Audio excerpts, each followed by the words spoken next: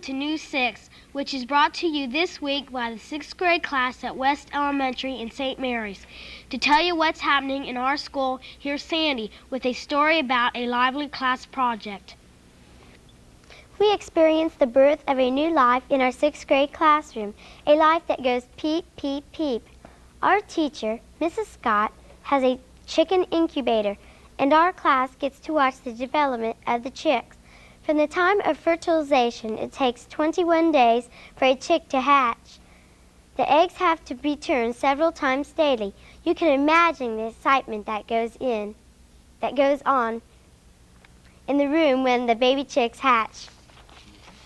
We bring some other things to life in our art class by pulling strings. We made funny-looking puppets called leggy loonies out of odds and ends such as egg cartons, styrofoam cups or balls, tin pans, and anything else we could think of. The hard part in making these puppets is stringing it. We started out by making an X out of ice cream sticks for a handle. Then we measure and cut the strings to fix the legs, body, and head.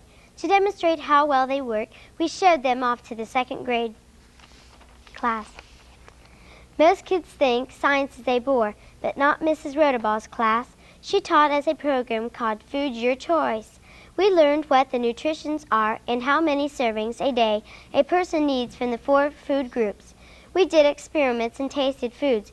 One experiment we did was to burn food to see if it had minerals.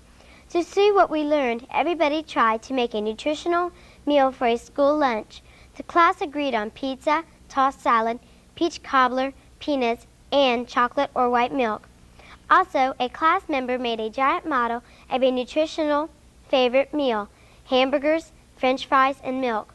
To show the rest of the school what we learned, we staged a school campaign showing food for Go, Grow, Glow Power. Then the class made the nutritional meals on paper plates. Now we know what a good meal is. Uncle Charlie has been at West School for 9 years.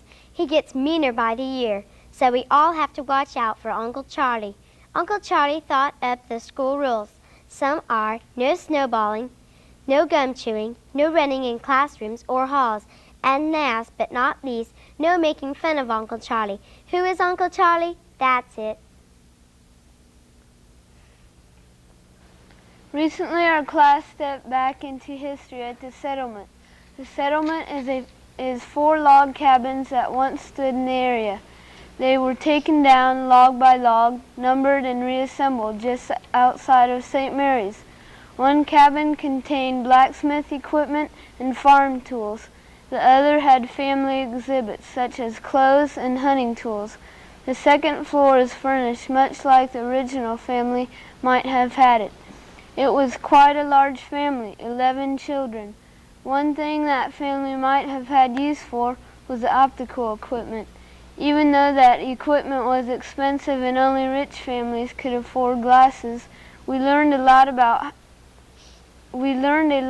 how early Ohio families lived, including the fact that snow comes through the roof. Our town is the site of a new pet food factory. So far, just the silo has been built. It took 3 months to build the wooden forms to prepare for pouring the walls of the silo. The wooden forms were both round and square. The walls were made by a method called continuous pour, which means that the workers poured cement into forms, never stopping, 24 hours a day. It took 6 days and 6 nights to pour the walls. The height of the finished silo is 130 feet high, which is several stories high. The pet factory will be producing food in 1978 or early 1979. Here's how it will look when it's completed. The Canadian geese are well known throughout North America. They build their nest on a low mound in the marsh. The nest is made out of grass and leaves. Geese have many different unusual habits. They mate for life and lay 3 to 6 eggs. The geese fly a lot and feed on grain, vegetables, and sometimes insects. They are very good swimmers and have longer necks than ducks. Geese can walk on land better than swans and ducks because of their long legs. Most unusual part to us is that many stay in St. Mary's all year round. The geese are well protected here because they are not to be shot at. Some bring their families here so they can stay and raise them. They stay out by the fish hatchery by the lake. The state workers feed them so they will want to stay here. News 6 recently found out about a special type of music called jazz. What is jazz? Well, you can't say it in a few short words. Fats Waller once said to that very same question, ma'am, if you don't know, don't mess with it. Basically, if you want to get down to the very fundamentals, I guess you'd have to say it's a combination of African rhythms brought here by the African slaves, combined with European melodies to which they tried to adapt. People say it's all improvisation, is it? It was in the early days, of course. A good bit of it still is. I think more today I see much more mechanical than it used to be. Every now and then I'll see someone really do an improvisation. Musicians are tireder today, I think, than they used to be, and they try to take advantage of memorizing something, putting on a show, and going on to the next one. It's a very difficult life as a jazz musician, playing one-night stands, and that sort of thing. That was Mr. Ken Strickland, a professor at the local branch of Wright State University, whose hobby is jazz.